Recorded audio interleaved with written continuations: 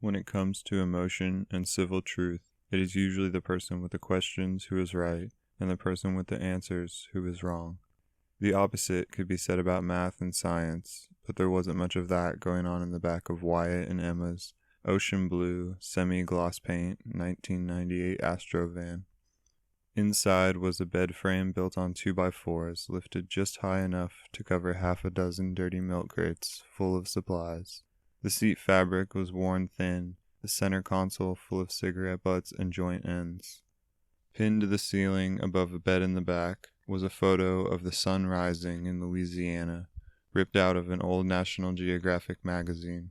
Placed originally without intention, but now a beloved fixture and a reminder of warmth through the winter months. In equal parts stressful and peaceful, gas-guzzling, year-round, rolling home and love-making machine. It was full of questions in there, and they were young and tireless and determined to find answers. This Astrovan had 240,000 miles on the odometer and potential to roll up to about 350 days a year, give or take a few flat tires and check engine lights, and they rolled it every day they could.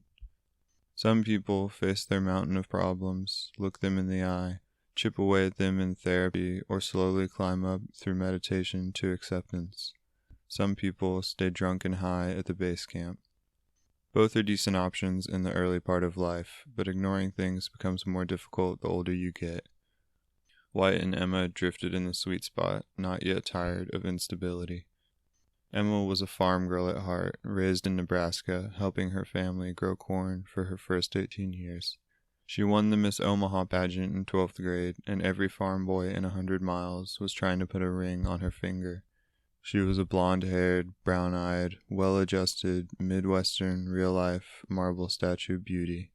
Her body was shaped like an hourglass, and every man's gaze upon her was the falling sand.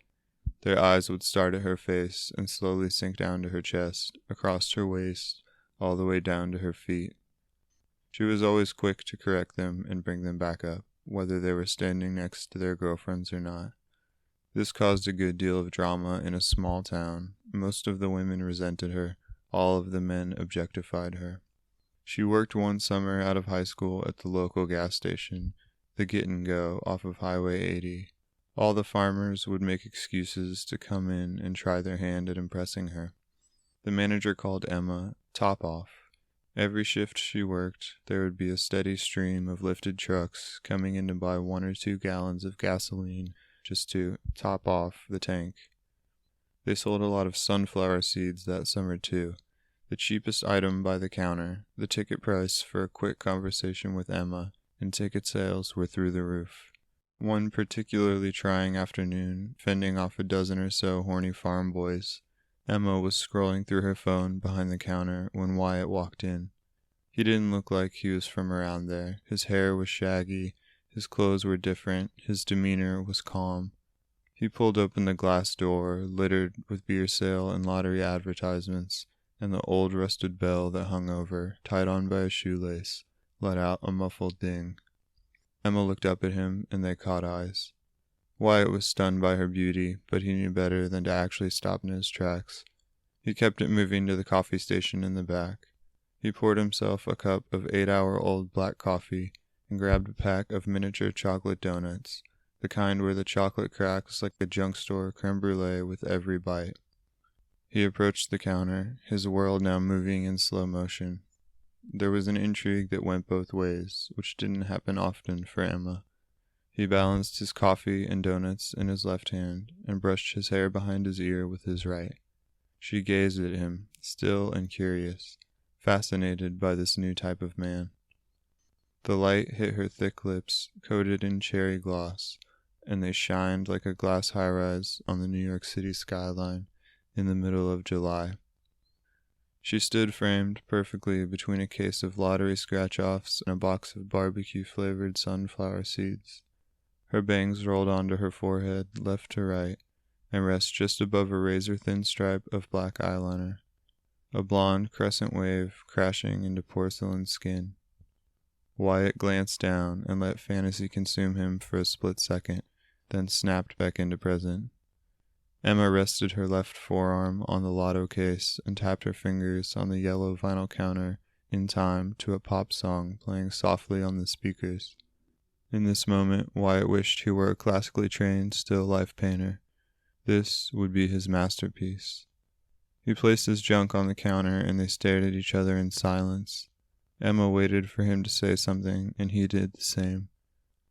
After a full chorus had quietly passed on the speakers, they both started in at the same time. "Hey, oh, sorry, go ahead," said Emma. No, sorry, please. Did you find everything all right?" said Emma. "Yeah, thank you." They worked their way through some small talk, both trying hard to undersell the immediate chemistry and connection, trying to present as underwhelmed with one another, the mating call of youth. Wyatt explained to her a little bit about his life, traveling from part-time job to part-time job, living in his van, tied to nothing but his basic needs. "So you're just passing through," said Emma. "Yeah, on my way to North Dakota, Minneapolis actually, but just for a few days, then Dakota." "What's in North Dakota?" said Emma. "A beet farm. It's harvest season. I'll go work for a couple weeks." "Is that good work?" said Emma. "It's hard on you, but a couple weeks and a couple $1,000. Wake up, work 14 hours, sleep, and do it again for 2 or 3 weeks." "Are you here full time?" said Wyatt. "I guess so. I just graduated. I don't really know. I want to leave Nebraska, though, at least for a little while," said Emma. "You should come with me, work the beets," said Wyatt. Emma laughed out loud at this idea. "Really?" said Emma. "Yeah, why not? This place isn't going anywhere. See if you like it on the road. If not, I'll drive you back here and drop you off," said Wyatt. "I don't know. I mean, I've never done that kind of work," said Emma. "Alright, well, think about it. Let me get a couple of those lottery tickets, too." "Sure, which ones?" said Emma. "2 of the $1 ones. Doesn't matter which." "Lucky Sevens is good?" said Emma. "Yeah." Emma pulled off 2 Lucky 7 scratchers from the roll and slid them across the counter. "Thanks. Do you have a pen?" said Wyatt. She fished a black ballpoint pen out of a tin can and handed it to him. He wrote his phone number on the back of one of the lottery tickets. "Here, this is my number. Are you working next week?" "Yeah, Tuesday through Saturday, day shifts," said Emma. "Okay, I'll stop back by on my way and see if you want anything." Emma held back a smile. "Alright, you want half?" she said. "No, that's all you, but think on it, and if you want to take a couple weeks off and drive down with me, we can stay in the van, sleep on opposite ends." Wyatt had 5 pounds of pot in the van that he had purchased in a parking lot in Denver, Colorado. He could drive up to Minneapolis and almost double his money, which he did once or twice a year when things got slow. He left this part out of his introduction with Emma, but planned on letting her know once they were a little more comfortable. After the sale in Minneapolis, 4 days later, and a small bit richer, Wyatt pulled back into the Get and Go and went in for another cup of coffee.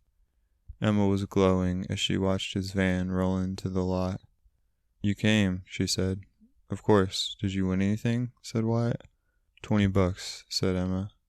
"Are you coming with me?" said Wyatt. "I want to, but is that okay? You sure?" said Emma. 100%, said Wyatt. "Alright, well, I'm off work at 8, and then I need to get some clothes and toothbrush and stuff." "Okay, so we can leave around 9? "Sure," she said. "Perfect. I'll see you tonight," said Wyatt. He drove to the closest Walmart and cleaned out the van, emptying pee bottles into a patch of grass and throwing out joint roaches. He bought a new pillow and an extra phone charger for Emma and did his best to make it look like he always lived an organized life. He sat in the back of the van and drank a beer at sunset, and when the sky went from orange to black, he drove back to the Get and Go to pick up Emma. They stopped by her parents' house for a suitcase and a local diner for a late dinner, then on the road, off into the night. One beet harvest led to another, and they found themselves together on the road for the next 6 years, working seasonal and part-time jobs, each year a little more comfortable than the last. Emma's family was upset at first, but you could hear it in her voice and see it when she came to visit. She was happy, and they learned to accept her lifestyle. Wyatt grew up in Texas, hippie parents, swimming and smoking pot. His family ran a neighborhood daycare for wealthy new yoga types to drop their kids off. He stood to inherit the business if he wanted to. He didn't really, but he was the kind of guy that just found himself places, so it wouldn't surprise anyone much if he did end up moving back once the work of constantly moving got to be too much. He was decent looking, but not a head-turner. Simple-minded people in every town they passed through wondered how he found himself with a knockout like Emma. Only a handful of times did the strangers make it known out loud, but you could always tell by the look in their faces. They didn't realize that a beautiful woman is just like the next person, likes to laugh and be able to forget about the hellscape of a world humans have created for themselves, and Wyatt could provide some relief for that. He was funny and carefree, without family pressure to climb a ladder or live a career-oriented life. He didn't have anyone to disappoint. If he could stay out of rehab and prison, his parents would be proud of him. Even Alcoholics Anonymous in jail would be fine as long as he seemed halfway happy. These low expectations made his shoulders pretty light. He didn't spend his time worrying about being something else, but instead just being where he was. Emma loved him more than she had anyone else, and it was a two-way street. They would bump heads diving in front of a bullet for one another. They would start the work year at the Crystal and Gem Show in Arizona in late January. This was easy work, as long as you didn't mind dealing with strangers. Emma's looks would draw people in, and Wyatt's smooth talking would get them to buy a crystal salt lamp or variety pack of hand-dipped incense. They made an hourly wage, which was okay, and commission points on sales over $200. The man they worked for was a good guy who had taken a few too many acid trips in his younger years. He had Grateful Dead bears tattooed across the top of his hands and seemingly owned a wardrobe of nothing but tie-dye. He loved Emma and Wyatt. He saw flashes of his youth in them, and he was glad to have them work his stand every year. This was a couple weeks of work, but it added up, and the old hippie paid for their food and drink, so there wasn't much overhead. Arizona wasn't half bad in January either. A bit cold in the evenings, but they had more than enough blankets to sleep under, and they would run a heater in the van for half an hour before bed. After the Gem Show was Mardi Gras in New Orleans, late February. They had a gig helping paint the floats the week leading up to the parades, and cleaning them the week after. This was very low-key work, and mostly they would just break even with a little beer money left over. The painting part was very loose, keep it bright, just do what you feel, and it paid accordingly. After the tourists left town, they would bring all the trashed floats back to a warehouse for cleaning. The boss paid $20 per float, and it was first come, first serve. Once all the floats were clean, the work was done for the year. They could clean about 10 each a day, 12 if they weren't too messy. This was sometimes rewarding. A lot of the people who hopped on and off of these floats were weekend warriors. Oftentimes, they would leave half-full cases of beer and half-empty bags of drugs. On a lucky float, you could come off with a fear and loathing appetizer platter and a few warm beers, sometimes even cash. Once, Emma came across a money clip with $500. Other times, they were just cleaning up puke and broken beads with bleach and water for $20. It was hit or miss. After Mardi Gras came South by Southwest in Austin, middle of March. Wyatt would bar back, and Emma would check IDs at a club on East 6th Street. This was a fun job, but also taxing, maybe 10 days of work start to finish, and enough paper earned to keep the wheels rolling for another couple months. In a typical season, neither of them could remember much of the work they did due to the waterfalls of Lone Star beer and well tequila that came with the territory. It was like going on a labor-intensive bender and coming to with $5,000 or $6,000 between the two of them. Sleep was not a big part of this gig, which made the hangover of it all linger for a month or so afterwards. Every season, this one got more difficult. The bounce back from snorting cocaine off a stranger's table at 7 a.m. gets more and more painful with every year of life. The 18 to 22-year-old stretch was their peak for this job, only caveat being their almost comically unconvincing fake IDs. After South by Southwest, April and May were spent in the creeks of Austin, resting, swimming, floating, and drinking. Wyatt's mother had a house on the south side with a driveway where they kept the van. On the nights that it was too hot to sleep, they would blow up an air mattress in the garage and run an AC floor unit. These were the months they lived for, day drinking and sitting in the shade at the Greenbelt. After that came Bonnaroo, middle of Tennessee, middle of June. This was a big money maker for them, high-ish risk and very high reward.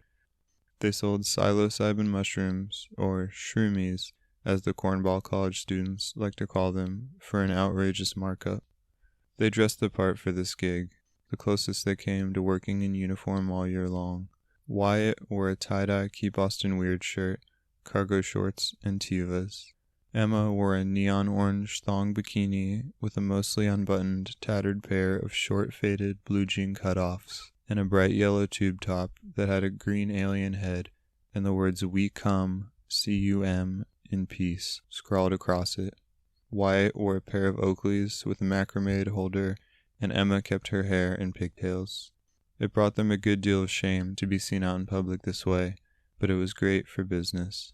The first couple years they stumbled through this job, unsure of the best way to do it. At the very beginning, they tried growing their own mushrooms in Wyatt's mom's garage to maximize profit, but this didn't yield great results. 2 years of failed crops later, they decided buying from a third party was best. They had a good connection in Memphis, who they worked with throughout the years. They would take their money from South by Southwest and invest it in a bulk mushroom order. The guy in Memphis, whose real name was unknown, so they called him Memphis, had grown from a business partner to a friend. They would drive out a couple days before the festival to hang out and bag up mushrooms together. This left them with a 5-hour drive, carrying a felony quantity of Class A drugs. For them, it was worth the months of leisure that came after. For someone on a beaten path, this risk didn't make sense. But a stint in jail, although undoubtedly unpleasant, wouldn't throw either of them off course from a law degree or doctorate. The first year, they tried throwing a backpack over the fence, Emma on one side, Wyatt on the other. This caught security's attention, and it cost them a couple $100 to not get the cops involved. The next year, Emma lined fishnet stockings with small bags and wore sweatpants over. This worked out, but only barely, after flirting her way through the front gate security and telling them she was on her period and to please not pat her down. It was not a reliable move. Finally, after years of scheming, they realized they hadn't tried the most obvious solution, paying a security guard, the almighty dollar. The first guy they walked up to agreed to do it for $200 a day. He would meet them at the front gate and walk them in without checking their backpacks. It took them longer than it should have to figure out this simple plan, but now they had it dialed in. Every year the same guard would walk them in. They paid him $800 up front for all 4 days. Once inside, they sat in a field and traded mushrooms for cash all day long, leaving each night with a backpack almost full of 20s. On the 4th and final night of the festival, they would sometimes watch the headliner, and other times just get right back in the van and head south for Florida. They could make the drive from Tennessee to Florida in a couple of days, trading off from behind the wheel to the bed in the back. July through October were spent bouncing around the Keys and Miami. All of July spent in Key West. They set up a stand near the beach and made pennies on the dollar for their time. Emma would paint nails, and Wyatt would do novelty character sketches of families that were horrible but charming at the same time. Some days they would make enough to cover gas and food, but mostly it would be about $25 each. Their table setup was 2 sawhorses and a sheet of 2-foot by 4-foot plywood. While one worked the table, the other swam in the ocean, and they took turns smoking pot in the van every couple of hours. July 4th usually got them some decent pay. Emma would stock up on red, white, and blue nail polish and spend the whole day painting stars and stripes on tourist nails. Wyatt put down the portraits for the 4th, and instead spent most of the day using his charm to lure tipsy patriots into mediocre manicures. This stretch of the year was more of a working vacation, and they didn't need much to get by after the annual Bonnaroo psychedelic gold rush. July and August were peak tourist months in Key West, and it was a sickening and fascinating thing to see. Overfed, paid, and privileged, close-minded, wealthy hordes flooded the streets, dancing and singing off rhythm to their favorite Bob Marley songs. Another cheeseburger in paradise echoed through the atmosphere at all hours of the day and night. At first glance, one would imagine that Tommy Bahama was a requirement to be let out in public, as if an officer would stop by every morning to ensure that each family had at least one member, typically a sunburnt father, wearing a beach print button-down. In truth, though, there were more cops on vacation than there were on duty. On more than one occasion, Wyatt had seen frat boys taking off their flip-flop to reveal a bottle opener on the bottom and cracking open a beer, usually a Heineken Light. The thought of rubbing the bottom of your shoe on your beer before drinking it didn't make much sense to him, but this was a culture that valued novelty, and a beer-opening sandal was novelty in its final form. All of this, though, was easy enough to ignore, and geographically, Florida was stunning. When it got to be too much, they would pack up shop and drive out to one of the more peaceful keys, Little Torch Key or Sugarloaf Key, for a few days and lean into the beautiful nothingness of the Sunshine State. Dress up, or undress really, and play rich themselves. Get a halfway decent hotel room, a key lime pie, a bottle of cheap liquor, and get drunk and watch cable TV. In August, they worked at a little dive bar called Covers No Cover in downtown Key West. During the busy season, the owners would set up a bare-bones bar outside in the corner near the live music stage. Wyatt worked a keg and Emma poured the liquor. If a patron wanted a drink with 2 or more ingredients, or a beer that wasn't Coors Light, they had to wait in line at the main bar. But if they were looking for a quick fix, they could walk right up and get served a little paper cup of tequila or whiskey and a red solo cup of light beer for $8, cash only. On each of these transactions, Emma and Wyatt would typically make $2. The customer handed over a 10 note and got a beer and a shot back, and usually anyone who was halfway decent at least would leave the change as a tip. This was a pretty good gig, a bit more taxing for Emma, who could piece together her own personal phone book every season with all the numbers people slipped her. But she had a way of making the unwelcome advances roll off her without leaving a mark. If one day she did snap and yell at one of these frat boys or punch them in the face, Wyatt was more than ready to stand by her and lose his job. They joked about it often. It never escalated that far, though, and they were making a lot of money for not a lot of work, so they kept the peace. The novelty catch at Covers No Cover was there was never a cover to get in, and there was always a cover band playing 7 nights a week. The band would cycle through a few hits from each generation, all songs that Emma and Wyatt would be happy to never hear again. A lot of white guys singing the blues. Wyatt had built up a decent immunity to this growing up in Austin, but Key West in peak of summer was a whole different beast.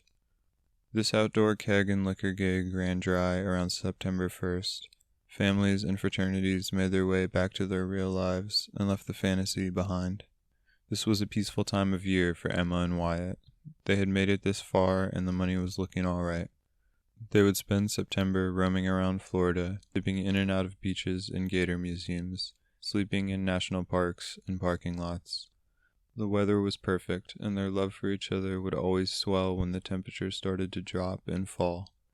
Nostalgia hits hard when the seasons change, especially from hot to cold. Every year they took a few days to go and visit Marble Beach. It was fascinating to them, a true show of modern humanity. Marble Beach was a stretch of ocean on the outskirts of Miami that had been repurposed as a selfie destination. Sculptor Antonio Villenia had built a massive, stunningly beautiful, block-long, 20-foot-high marble sculpture and dropped it into the ocean right where the sand met the water. At low tide, the waves just barely kissed the bottom. At high tide, the sculpture's base was about 5 feet underwater. The piece itself was beautiful, built to be climbed on and photographed. A set of smooth, abstract shapes flowed together, designed so that tourists could climb all the way to the top. At the front of the piece was 2 androgynous faces making out. You were pretty sure their tongues were down each other's throats, but the way it was sculpted left room for imagination. Engaged for eternity in a marble kiss. The artist had used precise cuts of black and white marble to create a smooth, Dalmatian-like pattern. It looked like a giant, priceless scoop of cookies and cream ice cream, dropped right into the ocean. This was a genius idea from a capitalist point of view. In the summer, it was hard to find a place to put a beach towel. People flocked from every curve of the world to have their photo taken in front of this thing. Then, in the off-season, the more committed influencers would come and put on board shorts or a bikini and swim out in the colder weather to get a shot with less of a crowd. They would pretend that it was summer or that they had enough money to reserve the place to themselves. Neither were true, and truth was of no value to these people. Marble Beach was never empty, and from there a small economy blossomed. The closest street to the sculpture became Marble Street, and anything you could imagine being for sale was for sale. T-shirt, keychain, mug, hoodie, miniature replica, magnet, shot glass, you name it. The souvenir shops ran for a few blocks, and in summer they worked hard to keep the shelves stocked. Boutique hotels opened up in the 5-mile radius and stayed booked all year long. Local artists would make jewelry to sell in the lobbies of these hotels that matched the black and white pattern. High-end designers made complimentary berets and handbags that sat on the shelves next to the jewelry. An old local, Damien the Dowm Whisperer, a self-proclaimed title, still lived in his childhood home on Marble Street, formerly known as Duval Street, before the sculpture came along and made a literal and figurative splash. He invested in 2 Dalmatians right after the first summer that the beach was open to the public. He would walk up and down the strip with the dogs and charge $10 a pop for a photo. Tourists would squeeze in between them and fire off a few selfies or have some passerby take the picture. Business was so good, he considered investing in a kennel and getting a dozen dogs. But he had moral limits on his level of exploitation, and a dozen caged dogs for photo ops felt cruel. The 2 he did have lived a happy life and didn't know or care that they were in front of a camera all day. They got long walks and endless treats out of the deal. There was an ice cream parlor that opened up and only had 2 options, cookies and cream vegan, both served in a black cone. Out front, they painted a mural depicting the marble sculpture and a cursive text above it that read, "A love as strong as stone." There was a young neighborhood kid whose job it was every summer to keep the mural photo line in order, and they had it timed out so the ice cream didn't come out until right before the photo was taken. No one wanted to put a melted, messy image of themselves out into the world. It was strange because the sculpture itself was actually an impressive work of art, but the culture that grew around it was bleak and disheartening. Environmentalists voiced their concerns about dropping a huge marble sculpture into the ocean for the purpose of tourism and selfies, but they didn't stand a chance against the lobbyists. Think of the economy. Think of the jobs. It wasn't that this particular piece, Marble Beach, or Stone Love as some called it, was especially damaging or dangerous to the ecosystem, but more so that they felt it was not worth it to disrupt nature for a piece like this that could just as easily be housed in a museum. They also worried that this would open the floodgates for other earth-damaging selfie sculptures, and as it turned out, years later, it absolutely did. The lawyers and city council argued that this was the first of its kind, a beach sculpture, in a museum people wouldn't visit. This is Florida. They come for the sunshine, not the art museums. Looking strictly from a burn the world down for financial gain perspective, they were right. No one would really care if this work of art was in a museum. They would have to pay security to guard it and sell tickets, and it just wouldn't draw a crowd. The only real leg that the environmentalists had to stand on was the danger of a tsunami-type wave coming along and sending this thing flying into people's waterfront property. They knew this wasn't a strong case. After all, this hunk of carved marble weighed an obscene amount, and up until that point in life, God didn't make waves that strong. You got the feeling, though, if humans kept on the way they were, he may start. Still, the lobbyists did their due diligence and pretended to care about the environmentalist opinion. They spoke to a few experts, quote-unquote, and agreed to spend an extra $1 million digging down into the ocean floor and putting in concrete anchors. It's not like this thing was going anywhere anyways, but now they had the paperwork to prove it. Scientists and environmentalists were used to this lip service. They were fighting in an arena that was stacked high against them. This one guy says this could be bad for the future of the planet, but these 10 guys say that we can make a lot of money really fast. 99 times out of 100, people went for the profit. The tree-hugging, future-considering, worried about their children's children crowd was used to taking a beating. After all, their theories couldn't provide immediate results, and the people who they were up against could. The world didn't run on clean air and clean water anymore. Any way to get a good photo of oneself uploaded to the stream was the champion currency. Forget about truth or natural habitat and order. We want photos of ourselves thriving 365 days a year. An interesting side group that had emerged out of all of this was Dyers, D-I-E-R-S. This was an older generation of people who decided that in response to the train wreck and vapid culture that had been built around image and self being worshipped as a top priority, that they were ready to die. They didn't care to live in a world that wasn't real anymore. They would all get together and do risky activities, picnic on the side of a mountain, skydive at an old age, swim with sharks. Most of it was just optics, which was ironic in its own right, but they had a strong message, willing to die for a cause, and they had a great aesthetic that really catapulted them into cult status. You would spot kids around New York and LA wearing Dyer jackets and t-shirts. After Marble Beach and another couple weeks lost in spliffs and sunsets, they made their way to Tampa by the second week of September. Tampa Terror was Florida's #1 haunted house, according to HauntHunt.com, which was America's #1 haunted house reviewing website, according to themselves. They had found this job on Craigslist and kept coming back now as 5-year senior employees. The first 2 weeks of September were billed out. Tampa Terror would scout some large commercial space for lease and strike a 3-month deal with the landlord, running from mid-September to mid-November. This year they ended up in a former Toys R Us, many moons now shuttered, and no one had taken it over. A crew of 20 young people, usually about half of them strung out on dope, would show up and work 14-hour days building out a maze of walls and trapdoors with the cheapest material possible. There were some bells and whistles to the build, a few pulley rigs that would lift and lower papier-mâché ghosts and plastic severed body parts, but none of the work called for a more advanced skill set than that of a part-time YouTube-taught carpenter. There were emergency exits, or secret passages, in every room for the panic attacks and tap-outs. The walls were built in the shape of a psychic TV cross, the haunted rooms as the negative space, and the secret passage as the cross, with the middle passage leading straight out the back exit to the parking lot in case of emergency. There, you would find a dumpster and a handful of sweaty kids trying not to touch their face paint while they smoked cigarettes. The employees had access to the secret passage from every room, which allowed them to take breaks and shotgun beers in between shows.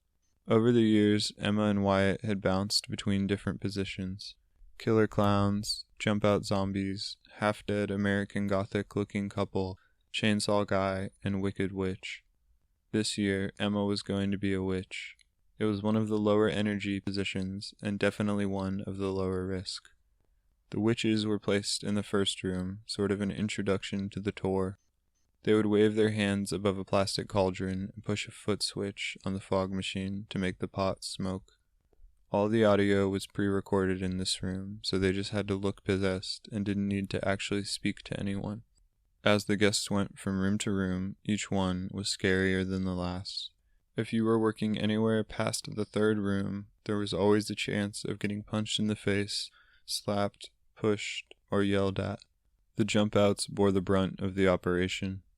Every year, someone would take a hit, usually not a hard one, out of instinct and not malice, but still getting punched in the face on the clock was less than ideal. Wyatt had worked as a jump-out his first couple years. They put him in a corn syrup, blood-stained, white button-up shirt and a white coat of face paint with a less than Hollywood grade makeup gash across his forehead. It was pretty predictable how each group would take it.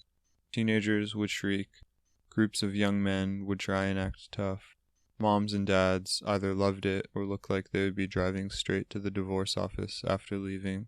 One year, Wyatt jumped out and scared a newlywed couple in their late 20s, maybe early 30s. They both screamed, and the wife instinctively flung her arm out and backhanded Wyatt across the face.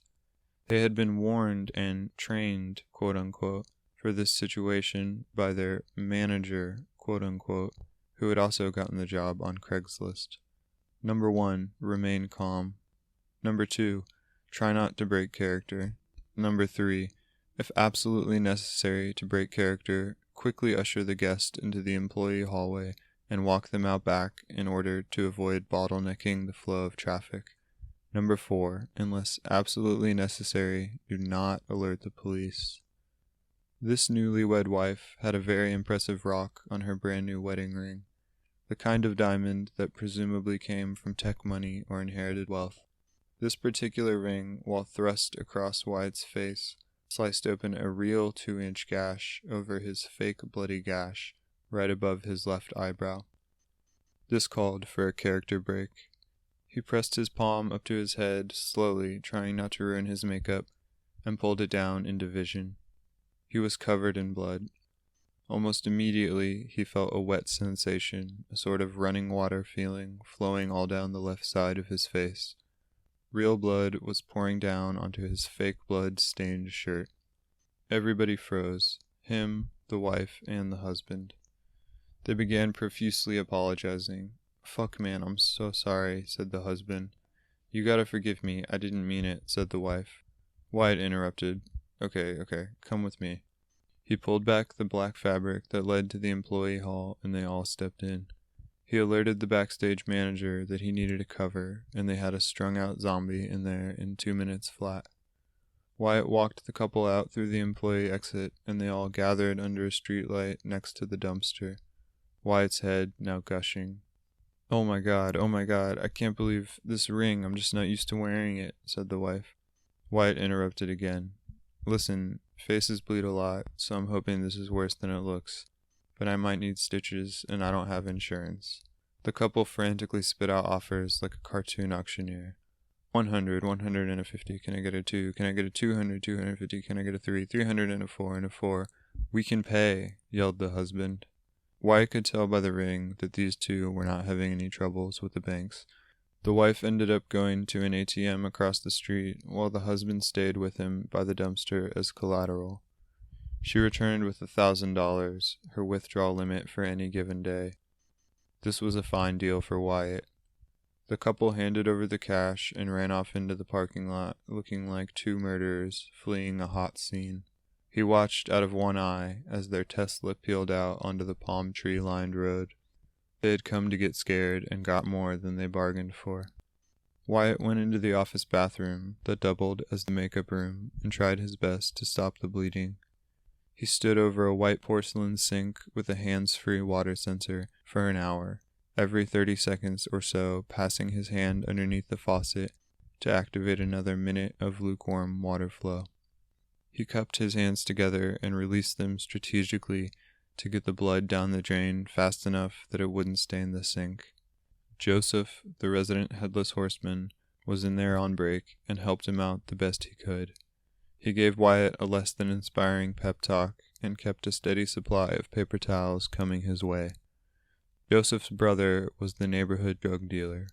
This was a family of self-starters, and he usually had a small range of painkillers to choose from on his person. He gave Wyatt a Valium, which helped ease the pain. He dabbed the cut with paper towels, and eventually it tapered off. The stream of blood became a slow leak. Wyatt got the rest of the night off and waited in the van for Emma. She found him around midnight after the last walkthrough had cleared out. She was worried and suggested going to the hospital, but Wyatt insisted it wasn't too deep. They walked across the street to the convenience store and got a small tube of superglue. Wyatt sat down on the curb and had Emma carefully fill the cut, his head facing directly upwards towards the night sky, to ensure that no glue would run down into his eyes. It stung when it first hit, and he squeezed Emma's hands, knuckles white as the moon he was staring up at. It was done pretty quick, though, and he put back about 4 shots of tequila in the 10 minutes afterwards. It was unpredictable, but there were certainly worse ways to make $1,000. He still donned a scar above his left eyebrow, a little reminder to be careful who you surprise. Ever since the ring incident, he had decided he preferred to work the door outside of the haunted house, mitigate risk. He would scan people's tickets with a handheld barcode reader and give them a bright orange wristband with a jack-o'-lantern pattern printed all the way around. No photos, no drugs or alcohol inside the house, read a small sign by the door. Wyatt was not a strict enforcer, and like most rules in this world, they didn't actually do much. More than half of the clientele that strolled through Tampa Terror was a few more drinks away from blacking out, and humans in general had come to an unwritten agreement that an experience not filmed on a phone and shared with the world was really no experience at all. This gig ran until November 1st. The haunted house work was on the books, which was good for them. The rest of the work they did throughout the year was not. This gave Uncle Sam just enough to nibble on, so he wouldn't get too curious and come looking. The taxation enforcers in America cared less about getting their full cut, as calculated by themselves, from the poor and working class, but more so about getting a little something and being able to keep tabs on everyone. A poor man dodging some taxes, whose location and business was publicly known, was just fine by them. They only came looking if you went fully invisible or were foolish enough to pop your head up at a car dealership or real estate office and make a large purchase. The morning after Halloween, the same crew of 20-some-odd strung-out Jack and Jill of all trades would come and tear this thing down. They would salvage what they could for next year and pack it onto an 18-wheeler that got driven off to storage somewhere. Emma and Wyatt were more than welcome to stay and work the hours. Their boss liked them, but they had more pressing and profitable things to attend to. Pot harvest season was in full swing. They had spent their early years together trimming pot by hand in Colorado and made a good deal of money, but every year the cost of labor was watered down by some fancy new machine that could shake, rattle, and roll the plant just right, making human touch an unnecessary expense. There were still some mom-and-pop farms that had all their plants trimmed by hand, but it wasn't as profitable as it used to be. Now, Emma and Wyatt were in the transportation business. The Bible Belt states were the last holdouts in the legalization of marijuana. It was shocking they had made it so long, especially after seeing the taxation opportunity that was thriving everywhere north, east, and west of them. If a state trooper was in a bad mood and caught you with a trunk full of pot in between West Texas and East Virginia, you could still spend a handful of years in prison. Most likely in the single digits, but a waste of life nonetheless. For the American gambler, this left an open market to be served. There were more than a few backyard and basement grow operations going on in the illegal zones, but between tweakers robbing grow houses and powdery mildew, there wasn't a reliable amount of product on hand. Or, as an eager first-year business student would tell you, there was an excess demand. The stuff they were growing in California and Colorado made the small-town harvest look like mulch anyways, and the customers were more than happy to pay a markup price for the huge jump in quality. Emma and Wyatt were gamblers, and every year they placed a slightly higher bet. They had 2 clients that they transported to regularly, one of them in Dallas, Texas, and the other was the same guy who sold them mushrooms for Bonnaroo in Memphis. Like Memphis, they also didn't know the Dallas man's real name, so they called him Dallas. Both were mid-tier drug dealers, making more than enough money to live comfortably, but not enough to have to learn how to launder it yet. Their apartments were nothing fancy, their neighbors were waiters and EMT workers, but their wardrobe, television, and furniture were criminally expensive. You could still reach these guys direct on their phones, and they would still pick up girls at the bar bragging about what they did for money. Once you pass a certain level of success in the drug-moving business, all that stops. It's your own fault if you get robbed from running your mouth, and you certainly do not use your own phone for anything within a mile of the business. Emma and Wyatt were the brokers. They would stop by in Dallas and pick up a partial payment, half of the total, for X amount of weight. Then they would do the same in Tennessee. Once they had secured their cash investment, they would make their way up to Pueblo County, Colorado, to pick up the flour. This year, Dallas and Memphis had put down $15,000 each up front, with an agreement that they would pay the other $15,000 upon delivery. This would get them each 20 pounds. They all had strong trust for each other and stood to make money off the deal, so no one was too worried about getting ripped off by the other. High-quality strains, when purchased in bulk, went for around $1,000 a pound in Colorado. Emma and Wyatt would resell them for $1,500 per, clearing $500 a pound, after cost of gas from Colorado to Texas. They made their way to the farm and purchased 40 pounds for $40,000. From there, they drove straight back to Texas, about 12 hours with traffic and a meal. They arrived at Dallas's apartment in the evening and laid out 20 pounds of tree on his living room floor. Dallas was thrilled with the quality and delivery time and pulled out the other $15,000 from behind a box of fish sticks in his freezer. From there, Dallas would break down the pounds, sell eighths, quarters, and zips, and turn a good profit. His part of the business took a little longer, but he milked more out of each pound. Wyatt pulled out a box of Honey Nut Cheerios from a tote bag, while Dallas vacuum sealed the $15,000 cash into heavy plastic. Wyatt glided a butter knife underneath the top of the cardboard flap and pulled out the plastic bag of O's. He slowly pulled the top of the bag tight from the center out, trying to keep the plastic as intact as possible. He then slid the vacuum-sealed 15 grand into the bag and shook it gently so the cereal surrounded it.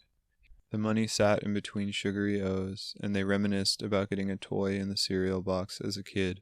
He gently lowered the bag back into the box, dabbed superglue onto the bottom corners of the cardboard flap, and pressed it down. He tossed the $15,000 box of cereal back into the tote with some bananas and coffee beans, and they headed out for Memphis.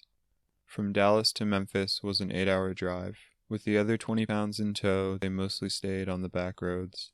Every small-town farmhouse on the side of the highway that they passed was a reminder for Emma, knowing deep down that eventually she would end up back on a piece of land somewhere. Closest neighbors a mile on either side, some livestock and a couple of dogs, and a front porch to watch it all play out like an IMAX 3D of the world's most boring yet fulfilling movie. Emma's Midwestern life. Once a year, the crop would be ready to harvest and the dogs would run around on the screen, and that would be good enough for her.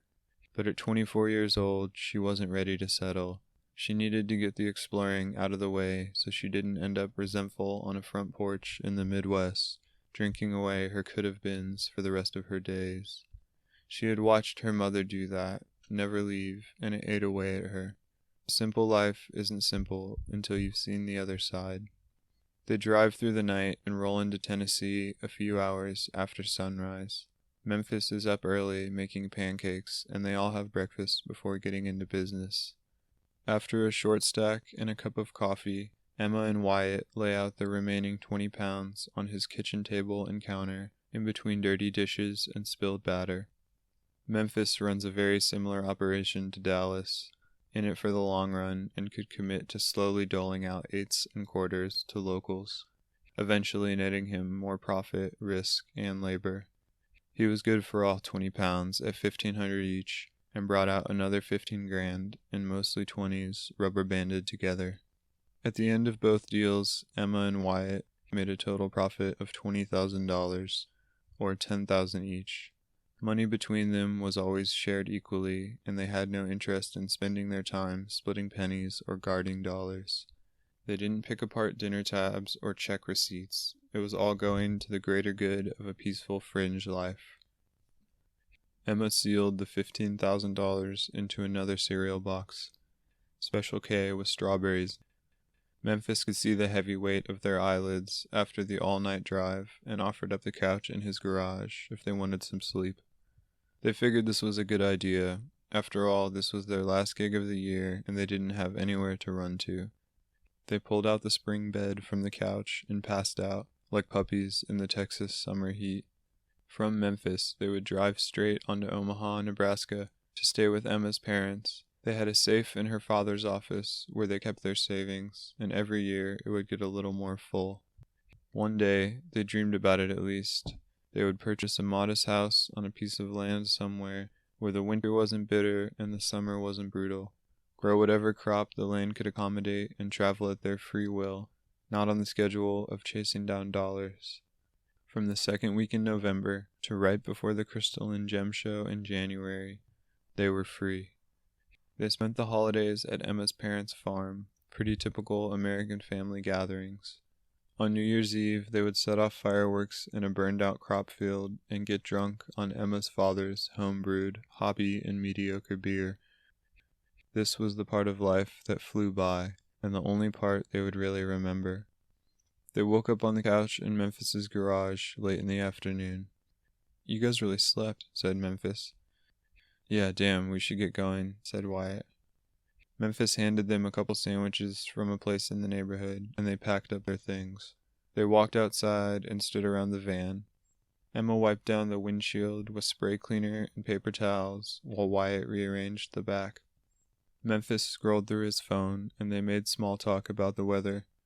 After a few minutes of moving things around, they were ready to head out.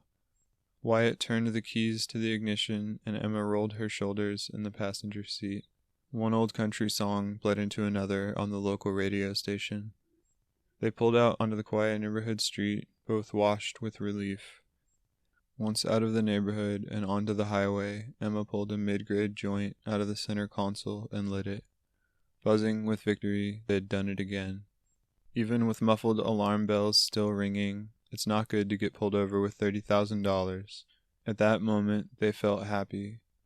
Emma looked over her shoulder at the cereal boxes full of cash, enough money to spend the next couple months in the peace of their Astro Van Utopia, and put some aside for their future. They looked out the window in bliss as they crossed the Hernando de Soto Bridge on Highway 40. Below them, the Mississippi River. In front of them, Arkansas and the rest of their lives.